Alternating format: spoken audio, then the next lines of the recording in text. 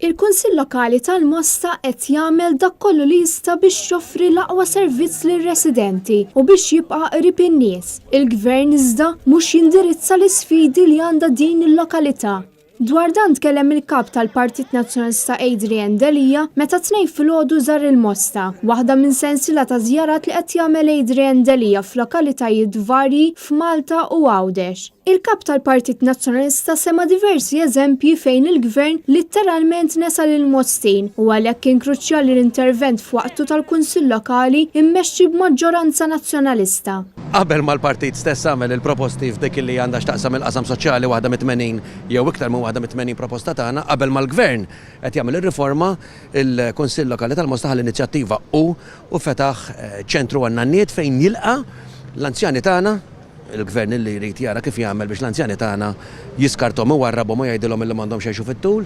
Il-Kunsill Lokali tal-Mosta li jrid iżommhom mhux biss-sew, mhux biss parti mill-komunità imma jaħseb għalihom ukoll b'mod dirett b'inizjattiva li jiena kuntent ħafna illi nara illi għandna l-Kunsilli tagħna li qed jieħdu huma step ahead l-inizjattiva partikolarment fis-settur soċjali. Sfida oħra hija dik relatata ma' trasport pubbliku fejn il-Gvern mu qed jagħmel xejn biex jindirizza.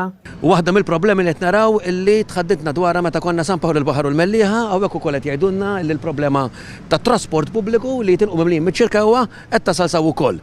Ġifri il-Gvern jaf it-trasport sawwek mhux qed jaqdi l-ħtiġijiet tan-nies qed jgħidu li hija fis-6 u nofs ta' filgħodu tara l-stages mimlijin bin-nies u l-karozzi tal-linja ġejjin mimlijin diġà.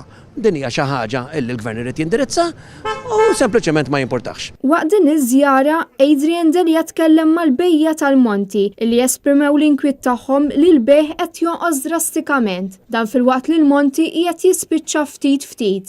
Sfortunatament il-Monti ta' hekk bħal kull fejn morna qed imut.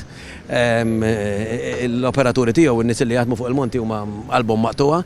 Kif ukoll sfortunatament ħafna mill-ħwienet.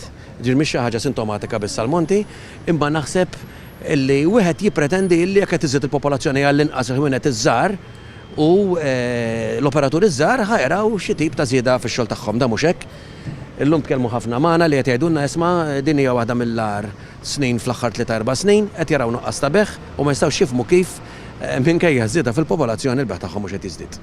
Il-kap tal-Partit Nazzjonalista appella biex iktar kunsilli lokali jieħdu ħsieb lir-residenti tagħhom bl-aħjar mod u jindirizzaw il-problemi li jaffaċċjaw ta' kuljum. Mela għandna kunsill b'maġġoranza nazzjonalista li qed jaħseb qed jippjana qed jalloka jrid itejjeb il-ħajja tal-Mostin u r-residenti u l-lokalità tal-Mosta u l-Gvern għal darb'oħra ikaxkar saqajh.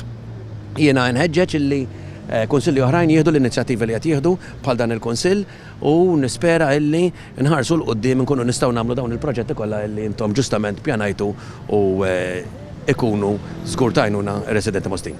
Matul iż-żjara tiegħu il-kap tal-Partit Nazzjonalista kien akkumpanjat mis-Sindku tal-Mosta Kit Kassar u l-Kunsillieri, mill-Viċi Kap tal-Partit Nazzjonalista David Aġus, mill-President tal-Kunsill Ġenerali Kristi De Bono, deputati u kandidati tad-distrett.